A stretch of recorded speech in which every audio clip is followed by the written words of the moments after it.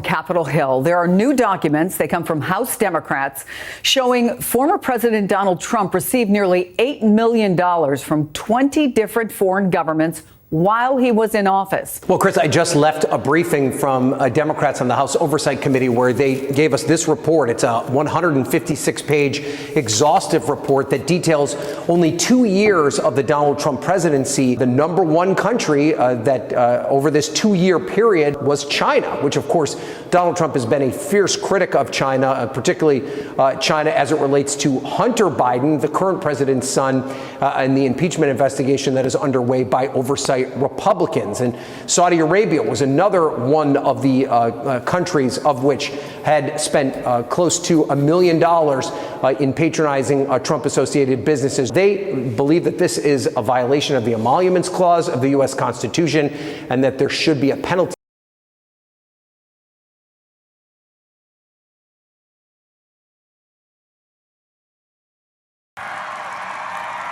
COVID, COVID, COVID. That's all they talk about, the fake news. COVID, COVID, COVID. President Donald Trump continually played down the pandemic, politicized the wearing of masks and blamed states for moving too slowly. Now with his presidency in its final days, it's Trump who's being blamed for failing to act and allow the virus to spread so fast. In May, the US recorded 100,000 deaths. By September, that figure doubled. Now it's doubled again, with the new administration promising to ramp up vaccinations to a level that has so far come nowhere near close to what was promised. Look, our plan is as clear as it is bold. Get more people vaccinated for free. Create more places for them to get vaccinated. Mobilize more medical teams to get the shots in people's arms. Increase supply and get it out the door as soon as possible. For many, 2021 was a year that would bring renewed hope. Instead, new cases threatened to cripple already overwhelmed hospitals.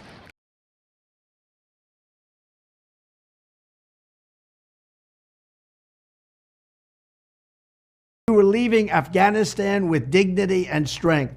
Biden left in shame and defeat, a defeat like this country has never suffered before.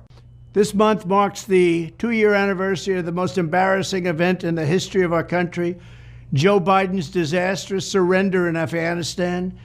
This was one of the horrible, horrible events in our country's past, leaving thousands and thousands of Americans behind. We don't even know the number. 13 dead warriors, hundreds of civilians killed and horribly wounded, including soldiers beyond the 13 soldiers that were so badly wounded. And $85 billion worth of the finest military equipment anywhere in the world abandoned, handed over, call it what you want, to the Taliban. It was a surrender. As I recall, and I think it's laid out in the Seaguard's report, the special IG for Afghanistan, it's about 80 some odd billion dollars worth of military aid total. That's everything from food and building barracks and uniforms and boots to include equipment over 20 years. Right. And then he cites, I think it's 7.2 billion of military equipment, U.S. manufactured military equipment that is with the Afghan security forces. That's Afghan owned equipment, not American equipment. Every piece of American equipment that the American military owned came out with us with Scott Miller, or he destroyed it on site. And that's a fact. Agreement that President Trump and his administration entered into with the Taliban required the complete withdrawal of U.S. forces and diplomatic. That was the agreement that the Trump administration entered into. You said that had we not complied with that agreement, that there would be, quote, open war with the Taliban, right? That they had kept their agreement not to attack U.S. forces, which allowed us to withdraw and reduce our footprint. So here today, had we not withdrawn and not ended the war, would we be at open war with the Taliban?